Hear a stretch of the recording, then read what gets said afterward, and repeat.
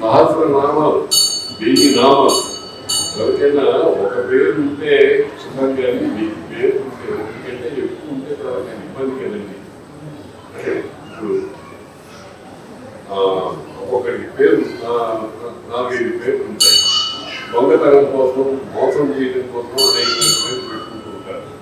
కానీ భగవంతుడికి 1000 నామాలు ఉన్నాయన్నారు. లలితా సహస్రనామం ఉంది, శివ సహస్రనామం ఉంది, విష్ణు సహస్రనామం ఉంది, అలాగే గణపతి సహస్రనామం ఉంది. మన దేవుళ్ళు అందరికీ నామాలు ఉన్నాయి. ఎందుకు నామాలు? 1000 పేర్లు ఎందుకు? అసలు 1000 కాదు, వేల కొలది పేర్లు ఉన్నాయి. ఇంకా గట్టిగా చెప్పాలంటే భగవంతుడికి ఒక పేరు ఉంది, సర్వ అని. సర్వ అన్ని పోతన గారు చెప్పారు, ధర్మము తానే అయిన వాడు అని పోతన గారు చెప్పారు కదా. ఆ సర్వుడు అనేటువంటి పేరు కనుక ఈ సర్వుడైనటువంటి వాడి శివుడికి మహాభారతంలో వేదవ్యాసుల వారు శివ సహస్రనామం తయారు చేశాడు. శివ సహస్రనామం సహస్రనామంలో అర్థం ఏంటంటే అక్షర భేదం ఉన్నా ఉండాలి, అర్థభేదం ఉన్నా ఉండాలి. అంటే ఒకే నామం 2-3 సార్లు వస్తే రెండింటికి ఒకటే అర్థం చెప్తే 2 నామాలుగా పరిగణించు. వాడికి అర్థభేదం చెప్పాలి. శంకర శబ్దం 2 సార్లు వచ్చింది శివసహస్రనామం. ఒకదానికి శంకరోని అని అర్థం చెప్పారు, మళ్ళీ వచ్చింది. అప్పుడు మళ్ళీ శంకర అని చెప్తే 2 నామాలు కావు, ఒకటే అవుతుంది, 1000కి తగ్గుతుంది. అందుకని అక్కడ వ్యాఖ్యానకారులు ఏం చెప్పారంటే, రెండవ అర్థం ఏం చెప్పారంటే శంకానాం సమూహ శంక. మన మనుషులకి అనేకమైన శంకలు. శంకలు అంటే సందేహాలు, ఈ పని చేయొస్తున్నా చేయకుండా, ఆ పని చేస్తే ఏం ప్రమాదం వస్తుంది, ఇలాగా అనేకమైనటువంటి శంకలు వస్తూ ఉంటాయి. అటువంటి శంకలు సృష్టిలో ఎన్నున్నాయో అవన్నింటినీ కలిపి ఒక్క మాటలో చెప్తారు, శంకం.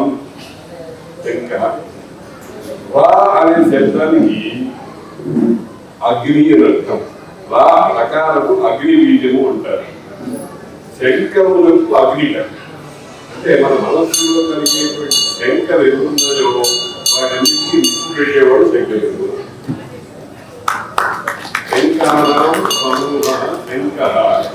శంకస్య రాగా ఉండేటువంటి వాడు శంకరుడు. కాబట్టి 24 లక్షల జీవరాశులు ఉన్నటువంటి దాంట్లో మానవుల్లో సృష్టి ప్రారంభం నుంచి సృష్టి ప్రళయం వరకు ఎంతమంది మనుషులు ఉంటారో వాళ్ళ హృదయాల్లో కలిగేటువంటి శంకరులన్నింటినీ కూడా నిప్పు పెట్టి కాల్చి పారేసేవాడు శంకరాచార్యుడు. పరమాత్మ అనేకమైన శంకరులు. ఈ మధ్యనే ఒక పెద్ద శంకరైతే ఒక మహాస్వాములు వారు ఏమిటంటే శంకరాచార్య వారు శుద్ధ వైష్ణవులు. ఇది అవునా కాదా అని మనకి శంక. వారికేమో శంకర రహితత్వమే.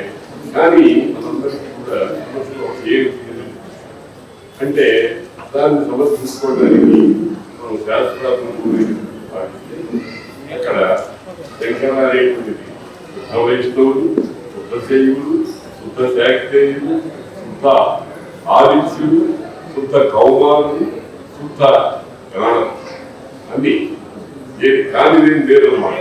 కాబట్టి శంకానాం సమూహ శంకర. శంకస్య దైవత శంకర.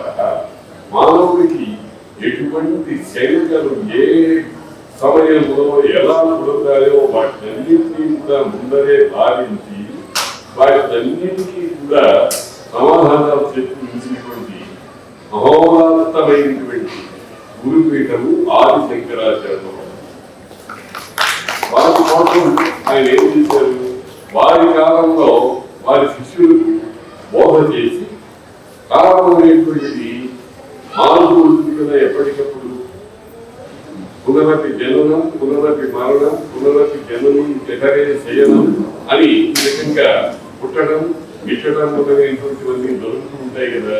వీటినన్నింటినీ కూడా గమనించి అనంతమైనటువంటి కాలంలో ఉండేటువంటి అందరికీ కావలసినటువంటి శంక వినాశం అనేటువంటి దాన్ని శాశ్వతంగా నిలబొప్పడానికి ఆయన ఏం చేశారంటే గ్రంథాలు రాశారు. అనేకమైన గ్రంథాలు నాకు వాళ్ళు చాలా విస్తృతంగా వివరించి చెప్పారు అన్నీ కూడా. అందులో ముఖ్యంగా సాధారణ జనం కోసం అంటే పండితులు, మధ్య రకం వాళ్ళు, భావస్థాయి వాళ్ళు, అనేకమైనటువంటి స్థాయి వీళ్ళందరికీ కూడా ఎవరికి ఎట్లా కావాలో ఆ రకంగా ఆయన పరమార్థ తత్వాన్ని, పరమాత్మ తత్వాన్ని ఎవరికి ఎట్లా చెప్పాలో, తల్లి నలుగురు పిల్లలుంటే నలుగురు పిల్లలకి నాకు అందరూ సమానమే అని 4 ఏళ్ల పిల్లవాడికి పెట్టినట్టుగా 40 ఏళ్ల వాడికి, 40 ఏళ్ల పిల్లవాడికి పెట్టినట్టుగా 10 ఏళ్ల వాడికి నేను సమమైన నా మనసు కలిగిందని నేను చెప్పి ఆవకాయ ముద్ద 4 ఏళ్ల వాడికి 40 ఏళ్ల వాడికి సమానంగా పెట్టిందా వాడేమిటి తీర్మించుకుంటాడో సహిస్తాడో వాడికి వెళ్ళిపెట్టింది. పెద్దవాడికి ఏం కావాలో వాడికి వెళ్ళిపెట్టింది.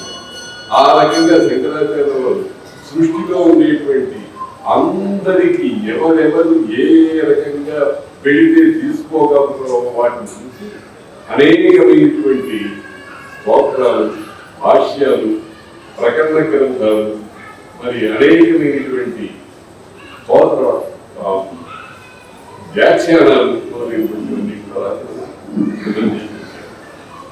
ఇటువంటి ప్రయత్నం మొట్టమొదట వ్యాసుల వారు ఆయన అష్టాదశ పురాణాలు చేశారు.